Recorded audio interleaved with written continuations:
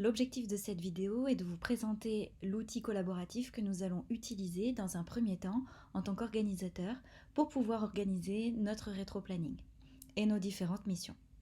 L'outil que j'utilise, c'est l'outil Trello que vous voyez ici. Je vous ai envoyé le lien via la plateforme Discord. Éventuellement, je pourrais vous envoyer un lien par mail si jamais vous ne l'obtenez pas. Alors, en ce qui concerne cet outil collaboratif que je trouve plutôt pertinent pour notre organisation, j'ai organisé ce tableau de manière à ce qu'on puisse lister différentes choses. Dans un premier temps, vous avez cette première colonne, liste de toutes les choses à organiser. L'idée, c'est, donc vous pouvez cliquer dessus, donc en cliquant directement, une seule fois sur l'étiquette, vous pouvez, sur la petite carte, vous pouvez accéder à la description.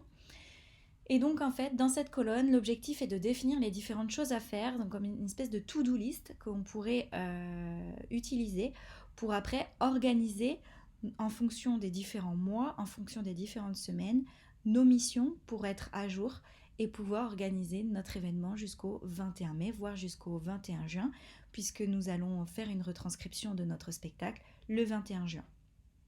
Alors là, ici, je vous ai mis plein d'exemples qui peuvent être utilisés. Une carte ajoutée est égale à une idée. Comme ça, chaque carte correspond à une idée. Et je vais vous montrer comment créer une carte. Donc là, je ferme avec la petite croix en haut à droite. Et je vais cliquer sur « Ajouter une carte » en dessous de la colonne des choses à penser. Donc là, par exemple, je vais penser à création d'un rétro-planning. Rétro-planning. Donc c'est-à-dire un planning à l'envers. Donc on part de notre date et j'appuie sur ajouter une carte. Oui, donc rétro-planning, ça veut dire quoi? Ça veut dire qu'on part de notre date du 21 mai et on va à l'envers pour définir toutes les missions qu'on a à faire. En ce qui concerne cette carte-là, création d'un rétro-planning, je clique dessus et je peux rajouter donc plein de choses, une description par exemple, créer un planning à faire avant le 21 mai. Voilà, j'enregistre. Et par exemple, la création d'un rétro-planning, j'ai envie de mettre une date limite. Donc la date limite, par exemple, je vais dire, on a jusqu'au 31 mai, midi, pour pouvoir créer ce rétro-planning. Et je peux définir un rappel, par exemple, 2 jours avant, il y aura un rappel comme quoi, donc le vendredi 29 janvier, il y aura un rappel qui nous dira que le 31, on aura fini donc ce rétro-planning. Donc j'enregistre et je peux faire une petite étiquette. Donc là, ah oui, j'avais déjà créé les petites étiquettes. Je mets donc planning, donc par exemple là, j'ai la couleur bleue, j'ai écrit planning enregistré. Ça peut être aussi une autre étiquette, je sais pas moi, la jaune pour dire autre chose. Bon là j'ai pas d'idée donc je vais pas les noter, mais on pourra le refaire. Je supprime du coup. Mais on a bien l'étiquette bleue qui s'affiche ici et on va voir où est-ce qu'elle s'affiche. Donc je ferme et on voit bien l'étiquette bleue qui correspond au planning. Donc vous voyez, c'est bien le planning. Ça c'est la mission planning. Voilà, je peux ajouter une autre étiquette, par exemple, affiche. Voilà, ajouter une carte et je coche dans affiche. Description, vous mettez ce que vous voulez. On va mettre une étiquette, l'étiquette communication. Voilà.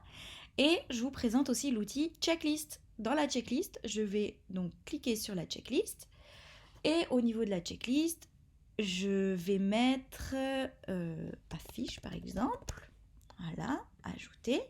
Et je vais mettre toutes les étapes ici, en ajoutant toutes les étapes qui me permettent de créer mon affiche. Par exemple, contacter les graphistes. Ajouter. Ensuite, choisir le branding. Oula là, je me suis un peu trompée. contacter là, ajouter un élément, pardon, excusez-moi, voilà, le branding, j'appuie sur une mauvaise touche, choisir le branding, et dans le branding, je considère que c'est choix des couleurs de l'affiche, choix de la police d'écriture, ajouter, ah oui, on va mettre photo, est-ce qu'on met une photo, est-ce qu'on met un dessin, voilà, quel renseignement on met sur la fiche, voilà, donc j'ajoute. Ensuite, je peux ajouter autant d'éléments que je veux mettre de choses. On peut rajouter aussi, je ne sais pas si vous voyez ici, mes dates limites. Par exemple, contacter les graphistes, et date limite. Ah bah non, on ne peut pas. Il faut payer pour mettre une date limite. Mais vous avez compris l'idée. Donc à chaque fois que vous avez contacté les graphistes, hop, vous mettez la petite croix dans la petite case pour pouvoir justement dire que vous l'avez fait. Et ainsi de suite pour que on voit que c'est bon. Et là, on voit que sur les 2 tâches que vous avez réalisées, les 2 sont faites. Ça, c'est ce qui concerne la liste des choses à organiser. Bien évidemment, si vous n'avez pas forcément d'idée, mais que sur tout ce qui est checklist, etc., vous pouvez juste mettre réalisation de flyer, par exemple. Pas de voyez, de flyer, ajouter une carte, et même s'il n'y a rien derrière, c'est pas très grave. Donc voilà. Autre chose aussi, si jamais sur la carte que vous avez créée, je me pose des petites questions, je reviens un peu en arrière, par exemple réalisation de flyer, et que je me pose des questions, ou j'ai envie de poser la question à celui qui a créé la carte, je peux mettre par exemple en commentaire la question que je lui pose. Que vois-tu dans création de flyer comme étape? Et donc voilà, et donc ceux qui verront cet enregistré, ceux qui verront le commentaire, ils pourront aussi participer à la description et à la date limite, à la checklist, pour pouvoir alimenter la réalisation du flyer. D'ailleurs, je vais mettre directement étiquette communication. Voilà en ce qui concerne cette colonne. En ce qui concerne celle-ci, l'idée c'est qu'on ne soit pas tous organisateurs de l'ensemble de l'événement, mais qu'on ait bien chacun des rôles dans l'organisation. Donc là, si je clique ici, par exemple, j'ai mis des exemples, organisateur, la question technique, au niveau de la gestion des danseurs, au niveau de la gestion du making-of, et ainsi de suite. Donc pareil, une carte ajoutée égale une mission. Pensez à la décrire, puisque comme ça permettra à chacun de pouvoir s'inscrire dans la mission qui lui paraît la plus pertinente au regard de ce qu'il a envie de faire. Donc là, je vais juste fermer. Donc je vais rajouter une carte et par exemple, je vais mettre gestion technique, voilà, son et lumière. Ok, donc j'ajoute la carte. Pareil, là-dedans, je vais rajouter peut-être une checklist et dans la la checklist, et je vais mettre je vais mettre technique, son et lumière. Ok, ajouter. Et dans cette checklist, je vais mettre trouver des partenaires pour le prêt de matériel, par exemple. Voilà. Ajouter. Je peux mettre aussi, ajouter un élément, faire dossier de financement pour le matériel. Voilà, ajouter, et ainsi de suite.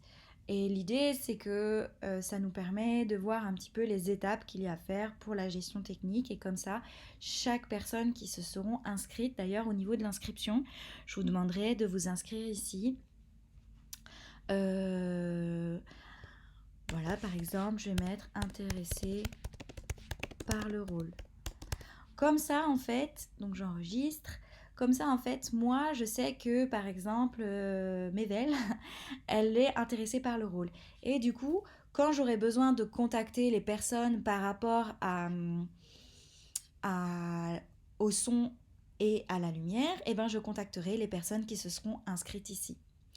Bien évidemment, si jamais tu t'es inscrite et que tu veux plus faire, tu peux toujours supprimer ou me donner des précisions quant à la mission que tu veux faire au sein de cette propre mission. Donc voilà, je crois que j'ai tout expliqué en ce qui concerne ce tableau. Donc l'idée c'est d'avoir plein d'éléments de choses à faire, donc une espèce de to-do list à faire. Et ensuite on organisera aussi la to-do list en fonction de chaque rôle. Voilà, je vous ferai une prochaine vidéo en ce qui concerne le rétro-planning que nous allons mettre en place avant fin janvier pour que tout le monde puisse réaliser ces petites missions tout au long de l'année sans être dans le rush. Je vous remercie et je vous souhaite une très bonne journée.